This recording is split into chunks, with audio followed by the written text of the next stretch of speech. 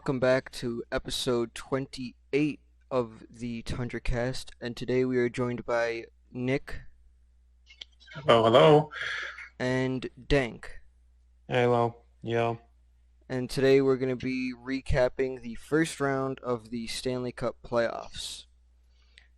So let's just jump right into it. What series should we start off first? Hmm. Well, there's one series that isn't over yet, and that's the Leafs and the Habs. We have a Habs fan here, so Yeah, we'll cover that could one be a good start. first. All right. So when you look at the Leafs and Habs, uh, what has been the main component of the series so far, do you think, Dank? See the price and the constant realization that dominant DD, or as I call him, Jack Rouse, has to trust his youth on the half side at least. And on the Leafs side, you gotta realize that you guys stop creating. You guys realize that you guys stop creating like risky mistakes on your guys' end, because if Toronto makes one mistake, and Montreal is basically a rush offense team, and if you create those mistakes against a rush offense team, and you try to recover a lot, it's gonna cost you a lot of like a lot of goals, even if you dominate the whole game. Yeah, there's a lot of pressure for the Leafs right now going back to another Game 7. I seen a stat yesterday that I think it's since 2013, which is their Bruins collapse, that they haven't won an elimination game since that series. They're 0-7. I mean, there's a lot of pressure playing for the Leafs as it is, especially when you're in the playoffs. And those players got to step up, man. Marner and Matthews have been kind of invisible as it is. We saw Marner make that mistake, and Okay. among the tournament, and Galchenyuk making the mistakes too. I don't know, man. The Habs they're flying the last two games. I know they're both in overtime, but they're capitalizing on their chances, and prices come up big. So I wouldn't say that like Matthews is not trying. Marner is like getting shut down. Matthews is at least like he's trying to at least do something other absolutely, he's than had some creating chances. goals. Yeah, he's for sure had some chances. He just hasn't gotten lucky so far. But who knows? Yeah, you're looking at Matthews with only 4 points, and uh, Marner also has four, so they both have 8 points combined, Hmm. which isn't even close to as many points as uh, like just Nikita Kucherov has in just round one. Yeah, for sure. And Kucherov is a big impact player for Tampa. But I feel like with Toronto, um, they have the pieces there, but like I said, the pressure is just so much for Toronto because all the fans on Twitter and on media and the Leafs media themselves, and it's Yeah, a lot. But they got to step up. yeah, for sure. The problem the problem with the Leafs, guys, find someone on the bottom pair that's going to be suited for Boguson, but like Sandine and Dermott, they work their experience enough to like know the chemistry, but like I remember they with Muzzin out, they they can't really find that like good defensive pairing, especially with Muzzin being out. Sandine is trying his best, but he's not a good skater. And Boguson does trying to be suitable for staying at home defenseman type. They need to find some sort of rhythm during that bottom pairing, because that pairing is mostly causing the most mistakes. Yeah. If it's not Thornton, or if it's not Galchenyuk, like passing passing it into the middle of the ice, it's Boguson at least trying to be an offensive defenseman during that overtime, which he can't do, because if you make one mistake, then he's not a fast skater. And you can't Yeah. overwork him that much.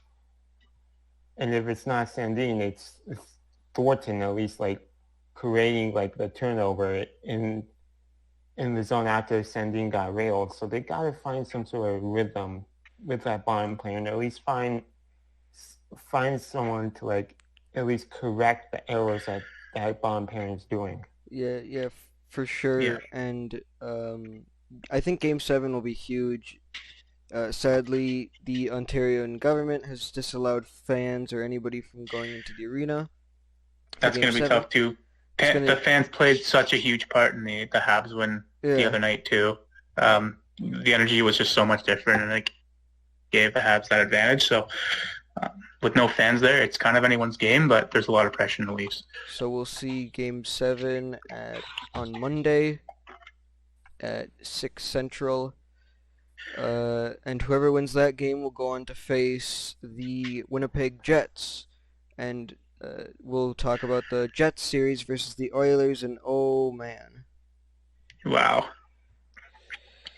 That's got to be one of the biggest surprises of the first round, definitely. Is, obviously Jets winning, but in a sweep like that, I mean, I don't think really anyone was expecting that. I certainly wasn't expecting it. I don't know about you guys. I After last year when the Hawks beat them in the qualifying round, I was like, well, the Oilers should win, but there is a good chance that they could just get completely smacked around.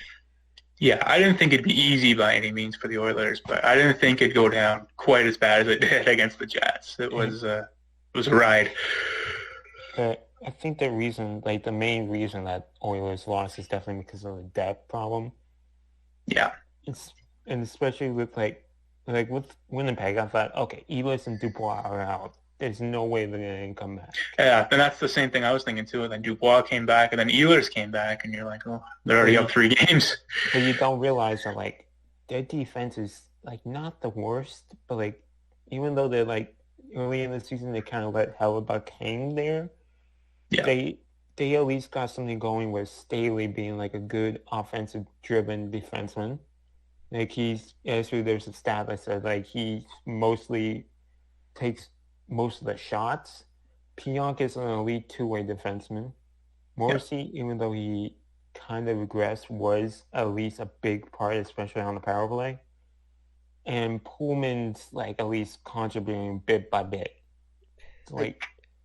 I think the biggest problem for the Oilers that entire series was one, their lack of depth, and two, the fact that Tippett cannot adjust mid-game.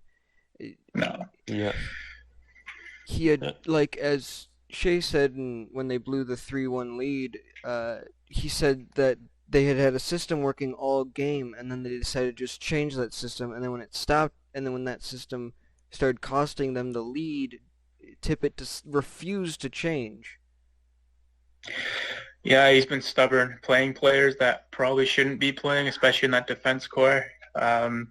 And like you said, just not changing the system when he needs to, or changing it when he shouldn't. It's tough for Oilers fans, for sure. Nice to boy, Shaden, right on Hello. time. Yo! Right on time. We're talking about the Oilers, bud. Yeah. Oh, great. Yay. And I was just about to add on how they failed during the trade deadline. But Oh, yeah, we know that. You know that. even though they got Kulikov, which is a great defensive defenseman, they needed that they did not needed Hall, but a bottom six guy like and I said this previous time when I was on the podcast, Derek Ryan on the Calgary, who could have went for cheap. He's a great defensive center that could easily replace Correa or even McLeod, even though McLeod is your best player. He could easily relax his ice time on the fourth line. I still stick by that. Sorry, I'm just downstairs, so there's going to be some noise, but I still stick by that Dave Tippett is a moron because, I mean, all right, I get it. I get the decision to bench Bear after that terrible turnover after the third goal, but, you have to play your depth players. You can't keep playing McDavid and Drysdale together. If you play McDavid and Drysdale together, you're not going to get your depth scoring. And that was the one thing that was killing the team, depth scoring. Tippett is the same guy that said he doesn't want to put Nuge, Drysdale, and Yamamoto together because that's a lack of depth.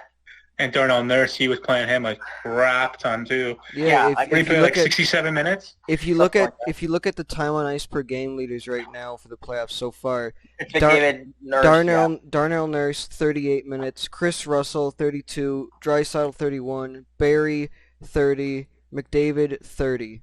Nurse is Wait, like what? Chris Russell's at 32? close to an Yeah. hour. Well, no. See, that's Dave Tippett for you. And, I embrace this league because, first of all, I expected it after game 2.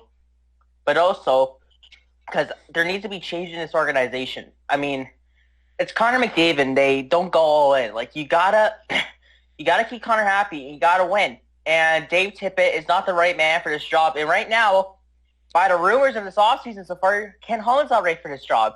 So honestly, I get it. You can put the blame on the players, but when you have like 8 fourth-line forwards, one maybe fringe second liner, and the rest are studs, you're not going to win. And that's all on the GM to make the moves. And I already said all my thoughts in Discord a couple days ago, so I can't really remember a lot of the stuff that we said, but there just needs to be change. And I mean, there's free agents this year that won't cost a lot because of COVID, and you just got to boost everything. And if Holland fails this off season, him and Tippett should not have a job next year because it's going to be Connor McDavid's going to be 25 next season, and he can't keep waiting. I remember when Edmonton Oilers were looking for a GM after the whole debacle of Chia and the Chia situation. They were looking at GM Kelly McCrimmon, who was then assistant GM of Vegas. And they're just thinking, as soon as he got promoted, they panicked. Here's the thing. Panicked straight up. Here's the thing. I remember it was the middle week of May 2019. This was a week after Holland got hired, and the rumor was apparently the finalists were Holland, of course, Keith Gretzky, Sean Burke, and Bill Zito. Oh boy! And the reason why we didn't hire Bill Zito is because Bob Nicholson is, first of all, stupid as hell, and secondly, Bob Nicholson hates analytics. And you know what? Bill Zito is huge on analytics, and look at Florida now. That's a problem because I also looked at someone posted this on someone's Instagram story. They don't have any analytics. Yeah, they don't. No. And not only that, Bill Zito also knows the side of the players. He was also a player agent. Yeah, he was also an agent. So if you got an agent and an analytics god on there, you not only have analytics, you have the players' perspective, what they want. And that is important to a GM's side that no one really experiences. Yeah, in the NHL. And that's where the problem starts. It starts with Nicholson. He hired Shirley. He didn't even give Shirley an interview. He hired Holland. When Holland, he wasn't let go from Detroit, but when Holland wasn't the GM of Detroit anymore, he just hired Holland on the spot. He didn't give him an interview. Nicholson went through 3 months of interviews, and the second Holland was let go, he hired him without an interview. And that's the problem with this organization. They cut corners. They go with the old school mentality.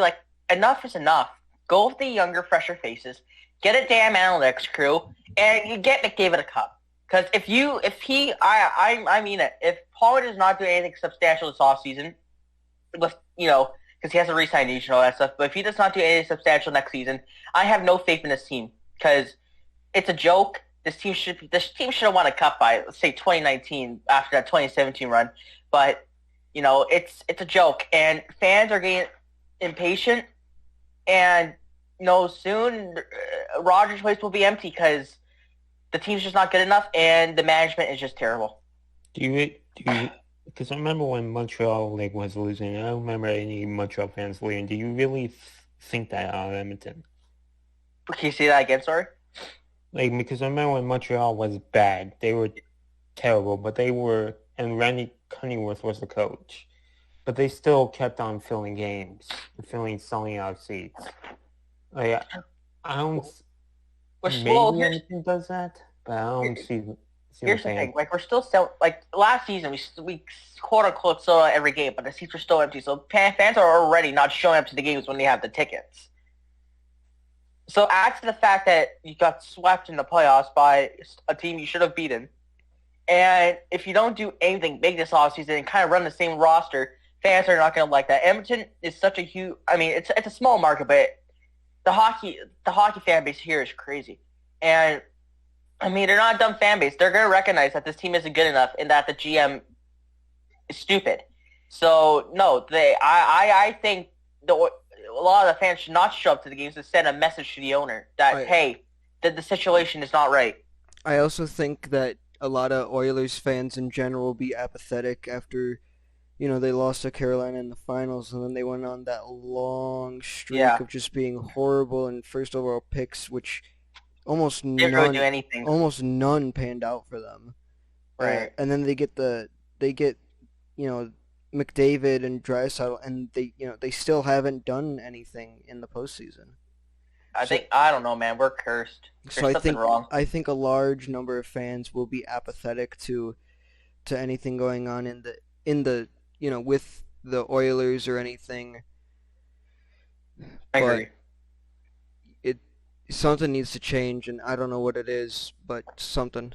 We'll see. Okay, you mentioned the first round for the Oilers, but it's not their problem in the first round. It's their problem outside of the first round. I think that was a big reason why Holland was hired, because of his work with the Red Wings and getting all those draft steals. That was the main problem with Nash and the Columbus Blue Jackets, because as soon as they drafted Nash, they couldn't get any depth besides Blue. I'll make a counterpoint.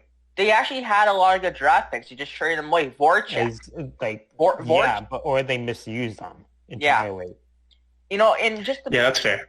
And just back on your point about the drafts, I will say this about Chiarelli. He was a damn good drafter. Like, I'm going to go to 2015 right now. After McDavid, our draft picks were Caleb Jones, who's the top 6 defenseman, probably going to go to Seattle. Ethan Bear. By the way, I stand with Ethan Bear. #. The racism is just not right at all. If you're doing that, you're a shit human being. But Ethan Bear, top 4 defenseman. John Marino, by the way, who didn't have the strongest season in Pittsburgh, but he's still a good defenseman. 2016, Puljujarvi. I mean, is he still worth the 4th overall pick? Maybe not, but he rebounded this year. Benson should make the lineup next year. Everyone else is like, yeah. 2017, I mean, Yamamoto, Skinner, we'll see. Let's see what he can do. Sam Rukov could be a top 4 guy. 2018, though, Bouchard, McLeod. McLeod already made the lineup this year. He'll probably make it next year. And, 2019, Philip Broberg, Lavoie should be an NHLer. Konovalov's probably our future star. Like, they have been getting better in the drafts. Even 2020, they got 2 steals in Savoy and Tullio. So we'll see where it goes, but I think the drafting has gotten better. It just really depends how Edmonton develops them and see if we can get their max potential, because there's a lot of good guys here that have good potential. I just hope Edmonton doesn't fall into the same trap as Montreal did, like with Mete. Like, they either rush him out or they just misuse them entirely. I can't stand how Edmonton fans treated Ethan Bear. They're not even fans. They're just that's disgusting. It's despicable. It's vile. Yeah. And if you did that and you're watching this, fuck off. I don't care. I don't Seriously. No, I don't care if I don't care if because of me saying that we dropped to 40 subscribers because everybody who did it unsubscribes. If you did that, then you're not a hockey fan, because that is despicable. I agree. However, but let's move on to before we what series did I miss? Because you missed Montreal Toronto. All right, can I just give a quick thought on Toronto? Yeah. Leaf fans are overreacting. You're winning Game 7. Don't cry about it, please. Like, you say that as our most recent videos. It's just 2 Leafs fans lose so they don't contain Suzuki and Caulfield. And they just magically allow Toffoli in the slot. Yeah, that's it. Before we move on to the East, what's everybody's thought on who wins round 2? I know that round 1 isn't really done yet because it's still Montreal-Toronto, but who wins round 2 between Winnipeg and either Montreal or Toronto? Winnipeg's gonna win, and Winnipeg will beat both of them in 6 games. If even if I'd have Toronto to agree with goes that.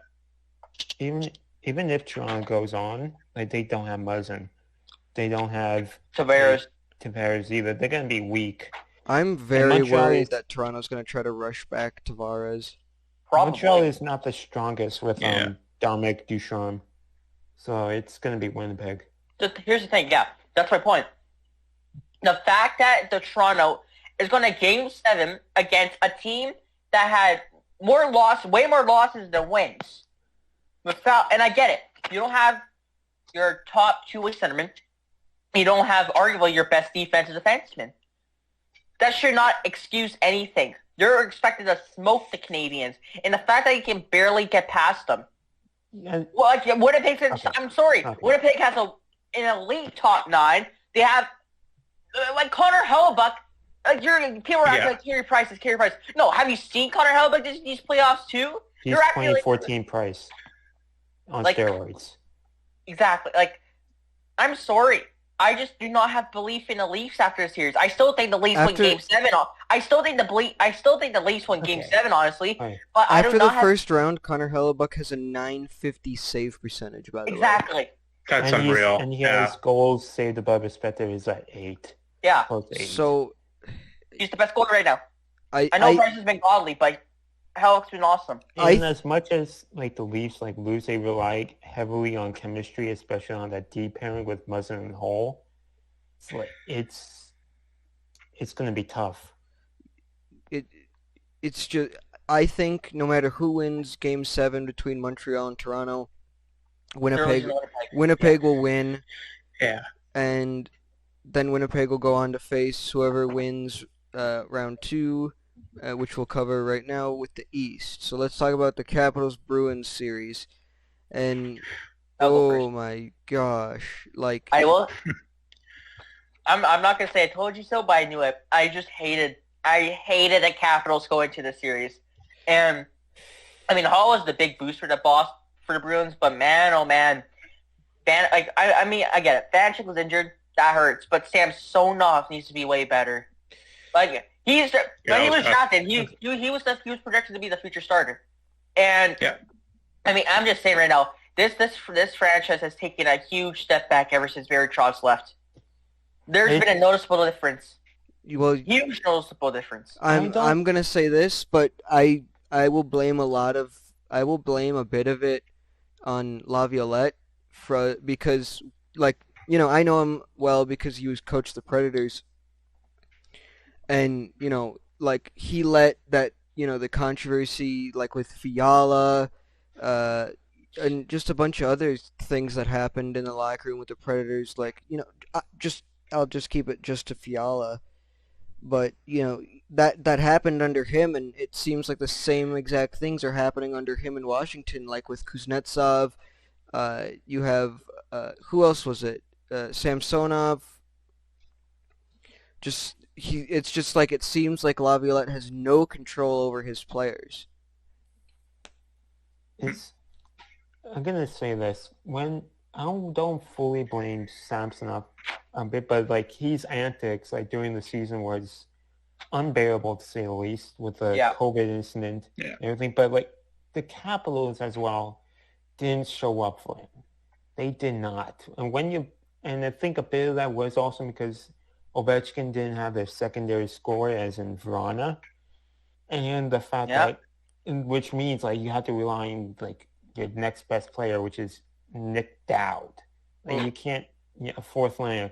Like they were also making costly turnovers. I remember watching like Backstrom, instead of like passing to the boards, he passes down the middle, and Lazar ends up into something for a scoring chance. Well, it's careless stuff like that, and Jensen just not calling Hall.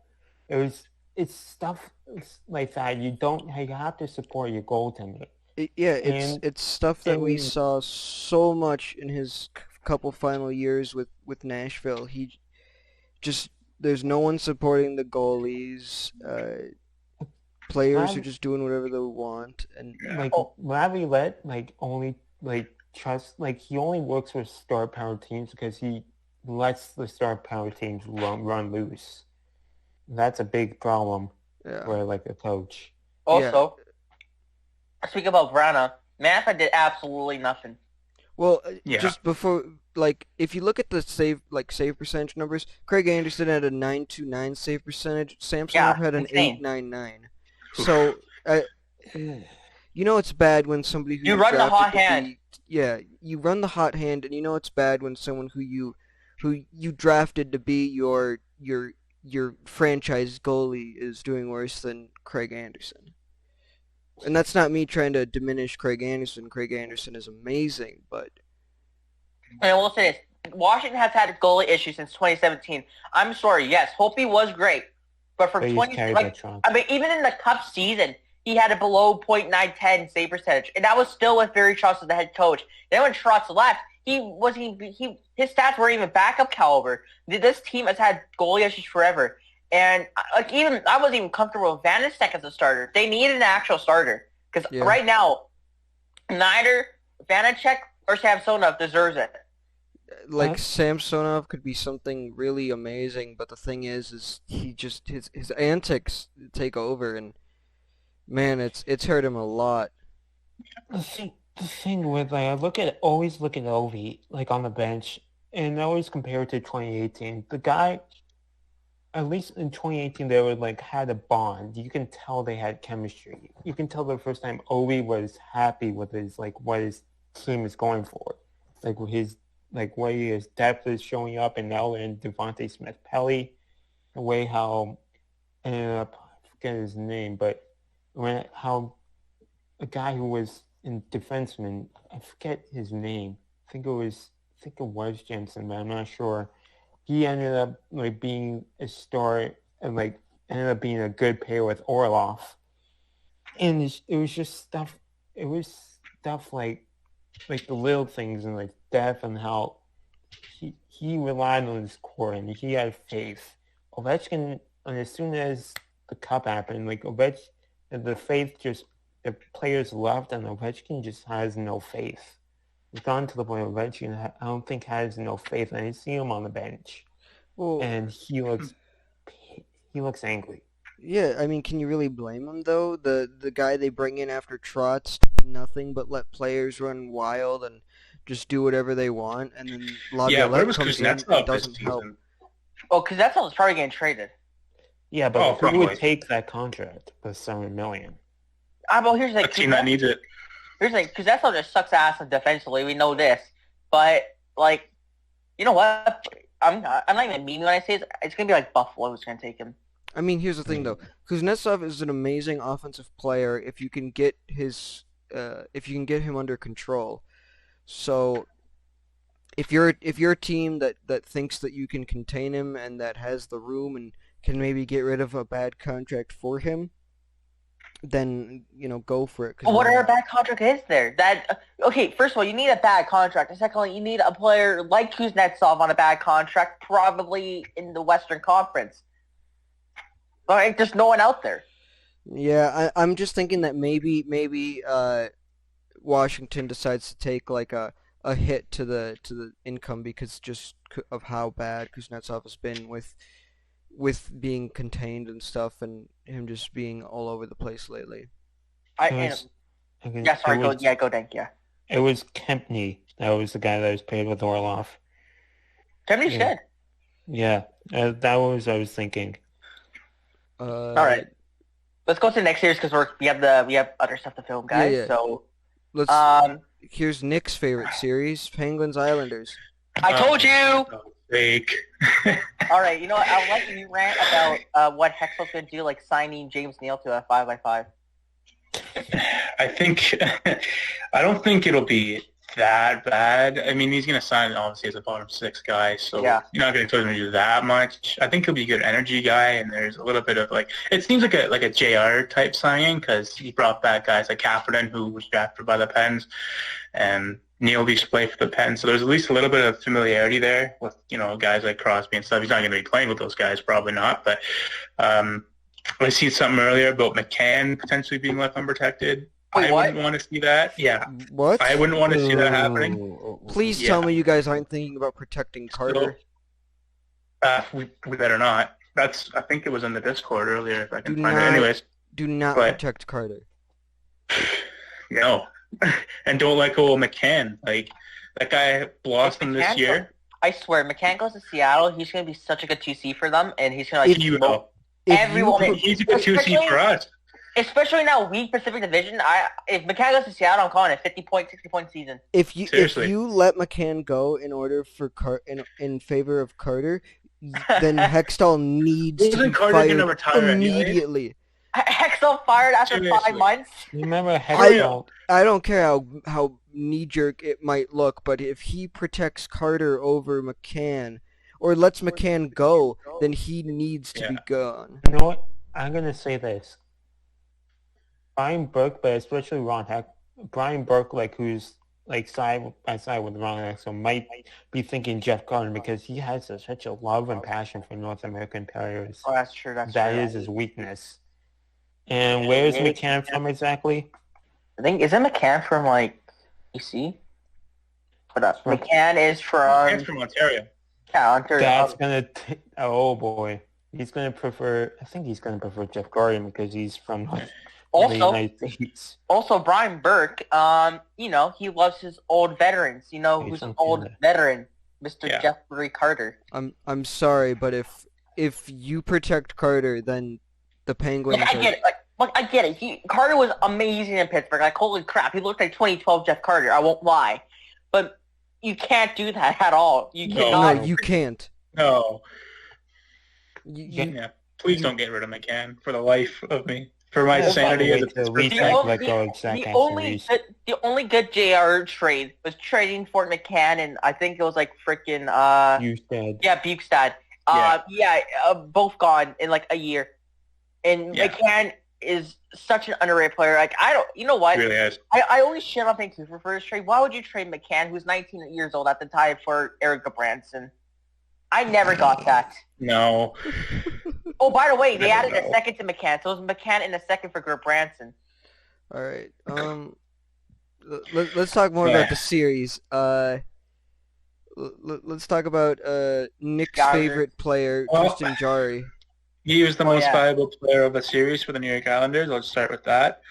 I thought, like, honestly, like, he's kind of a slow starter. We kind of knew that, but I don't know. I thought I was like not like over the moon about him being in goal, but I thought we had a pretty good chance, like just considering how the year went.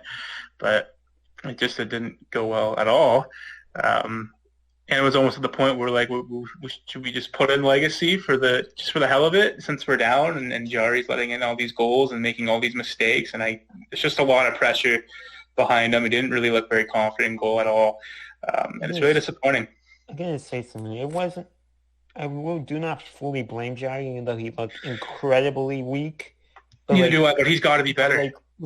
He's got to be better, yes. But when you got like Letang and Pedersen not living up to his Letang. skill, Letang is the epitome of inconsistency. feeling careless, and Matheson is not the best defensive defenseman at all. He's just pure offense.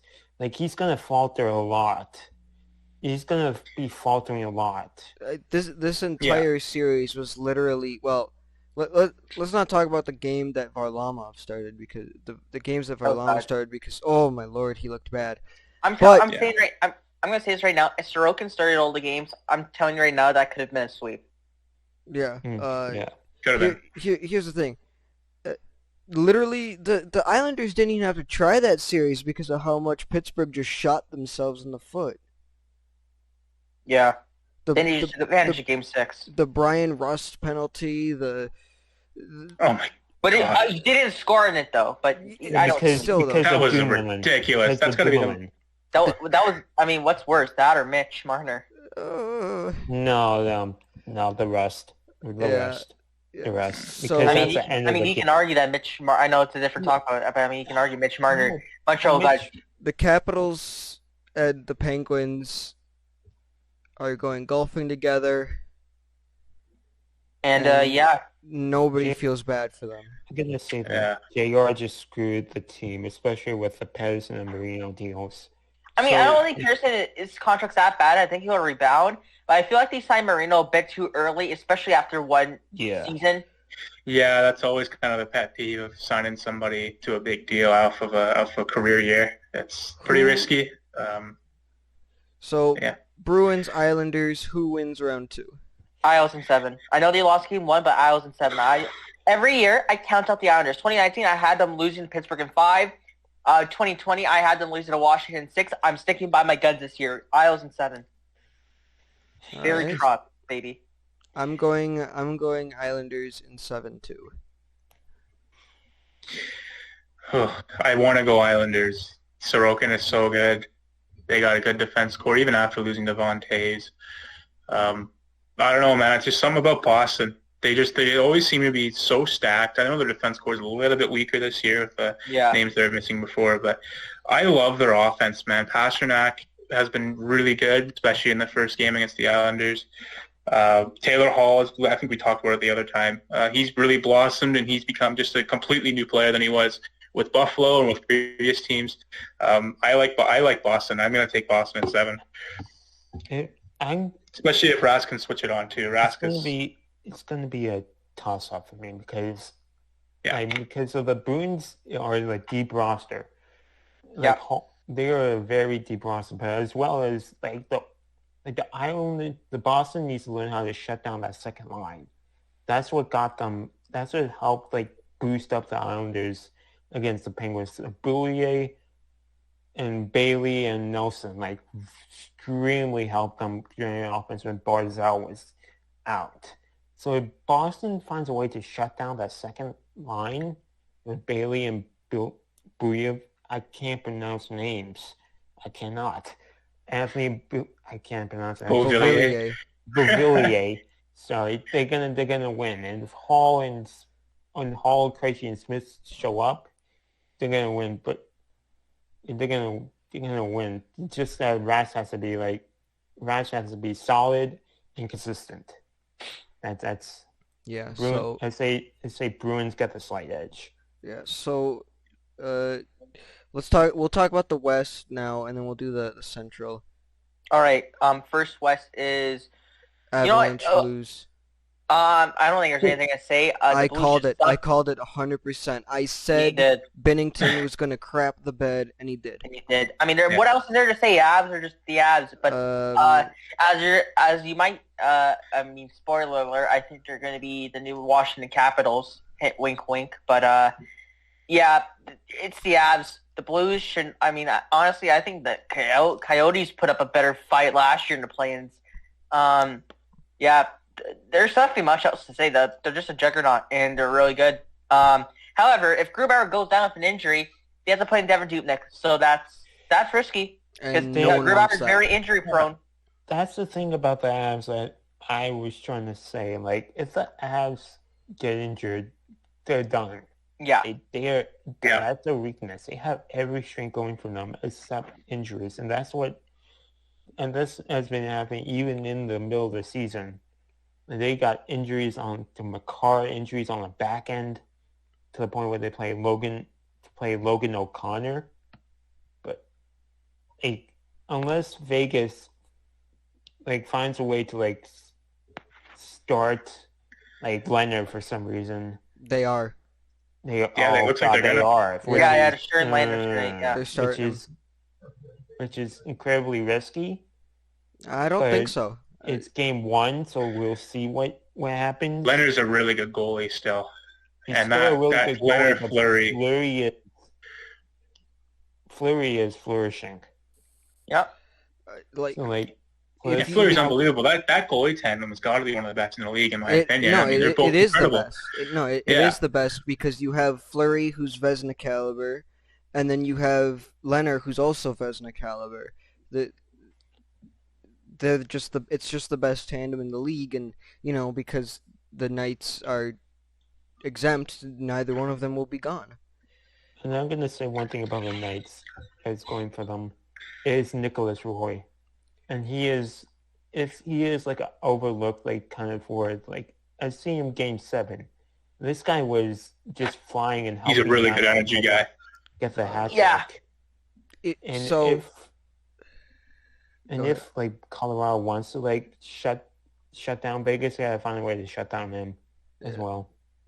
The Vegas series with Minnesota, I was surprised by it. I'll say I did not expect Cam Talbot to do that, Oh, I but did. I've seen Cam in the playoffs back here in Edmonton. I really think Cam got unfair treatment just because of one bad season here, yeah, and I really wish we kept him. He is such a he's a great guy. He's such a good human. He's a good human being. Great guy. Great locker room. I will say World. I expected the Knights to prevail no matter what happened, but Well, yeah. the worst part about it was when Fleury started looking shaky like Oh, he Oh. died. Oh, no, there's just a lot of background noise going on, so I muted my mic for a second. Oh, okay. But yeah, Vegas went on to win, not a shocker. But now we have the Avalanche and the Knights against each other, and in my opinion, whoever wins this series wins the With cup. the cup. yeah. And in my opinion, because I kind of hinted it before, I have Vegas in 7. I also have Vegas in 7. I have Vegas in 6 because I trust Fleury and Leonard a lot more than I trust Grubauer. I think a lot of people are being overconfident about the Habs. About the Avs. Not the Habs, the Avs. I actually I predicted that Colorado would turn into class like in the first round, but they didn't. But so I had St. Louis in 7 because I thought the Avalanche would be like, oh yes, they'll turn into glass. The President's Trophy winners, they'll find a way to get cursed. But I was wrong, but like apparently Vegas still has the upper edge. Yeah. I still think Colorado turns into glass. So now we can talk Also, about. actually, just one thing. Also, Vegas has a couple of quote-unquote dirty players, and you know Ryan Reeves will be attacking them. Oh You yeah. 100% know that. And I think playing Krebs is off the COVID list. Pretty sure. Oh, yeah, that's another big boost. Yeah, we should talk about. We'll talk about the Central now. So we can move everything along, so we're not here forever. Considering we got so many more things to talk about today. Panthers and Lightning. Tampa Bay wins 4-2. What a Not a series. shocker. Not a shocker. What a series that was, though. Man, I feel bad because the Panthers kind of deserved game 1 if they didn't play like garbage in the third period. Because that third period their last 10 minutes of the third period was one of the worst things. Like, what was one of the worst 10 minutes I've seen in my life before the Oilers showed their last 10 minutes of game 3. But that's another discussion. But yeah, it's a great run for the Panthers. Spencer Knight has really shown he can play. He could be a starter in this league now at the age of 20. Yep. And Bobrovsky, I don't think there's any comment on him. Dude. Dave Talon really screwed them by signing him. Yeah, what was the point of signing? What was the point of signing Bobrovsky if you drafted Spencer Knight, who's 2 years away? And that's the problem. And the result no one wanted. The $17 million over the cap Tampa Bay Lightning have moved on to the second round. It was gonna happen. It was gonna happen. It was gonna happen. Bobrovsky and Kucherov back. Bobrovsky and Bobrovsky and Drieger were just so bad. I wouldn't blame it on Drieger because he only got actually 1 game. No. I wouldn't blame it on Drieger. I blame Bobrovsky. Drieger is a great goaltender, but it's just that you can't put him in like when in front of Kucherov and Point at the hottest, and you put him in when it's 5-1, they should have put him in when it was 3-1 back in game. I think it was game 3 or game 4. Game 4, I forget. But it's when you're up against the hot Tampa Bay and they have all the hot guns back. Of course, you're gonna, and you haven't played them.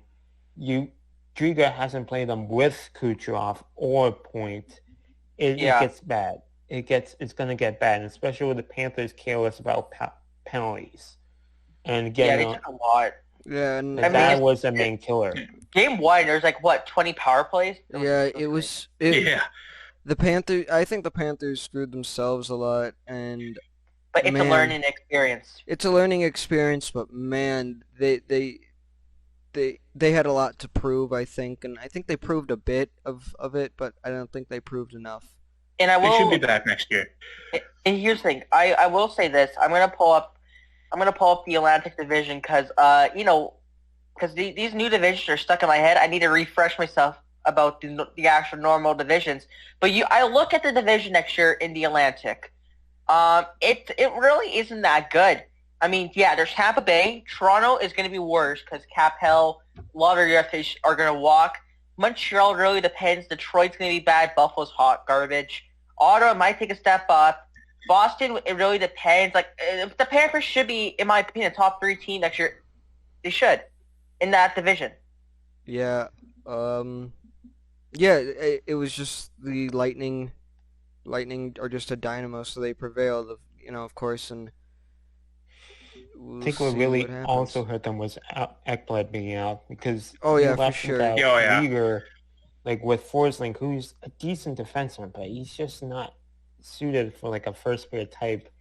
And without the chemistry that Uyghur and Ekblad got, like you're kind of forced to like play some random defenseman like Strawman, who's like not as good as he used to be as he was with Tampa back in his prime years or the Rangers.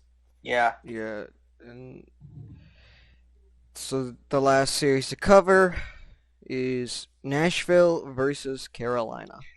Yeah. I'll let you talk about this. So let's start with this. And yes, this is going to be a Rossi angry moment. Oh, God. So let's start with this. First of all, and no one interrupt. First of all, John Hines, I'm going to start with you. You had Tolvanen, Fabro, Grimaldi, and you scratched them all. You scratched them all. You scratched Fabro every single game. You scratched Grimaldi every single game. Why? Like, I get it. Maybe you could make an excuse like, yeah, Harper was pretty good. But when you had good Branson in there, who cost us, I would say he cost us game one. When you had good Branson in there, why? Like,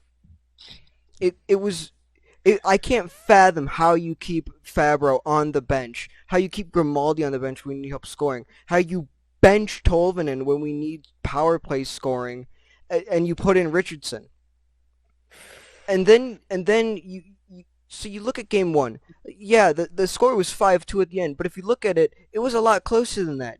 Forsberg scored the first goal, and then you had the one empty net goal on us. So Saros makes that game winnable. Game 2, 3-0 loss. One was an empty net, and you look at it. What let us down was our power play. We went 0 for 7. That is inexcusable. That is inexcusable, and the fact that we didn't score on the power play is it has to make that someone needs to be fired. Something needs to change. Coach. If our power play was even decent, we scored twice on that power play. The entire game is different. But who's the power play coach? I think it's Lambert. I don't remember. Then you fire Lambert. So you go back. So after games 1 and 2, we go to Nashville. We win 5-4. Again, Saros stands on his head. He wins us that game. That game shouldn't have been that close. We had 26 giveaways, and we went 1 for 7 on the power play. Again, inexcusable. Yeah, that's not good. Game 4.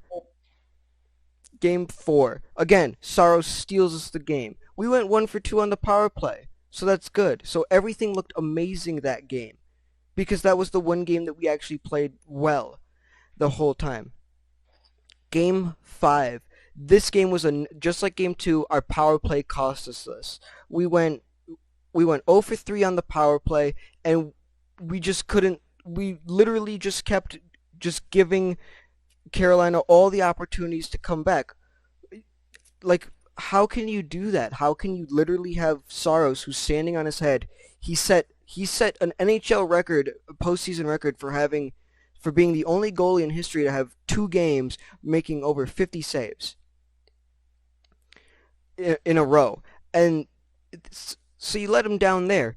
Game 6, again, like, what are you doing? We went 1 for 4. We had 18 giveaways. You look at the scoring. All we had to do was hold the lead, and we couldn't do that. And Yeah. you get into this. Every Carolina fan out there, I'm going to say this right now. This is going to be a point where I get unprofessional.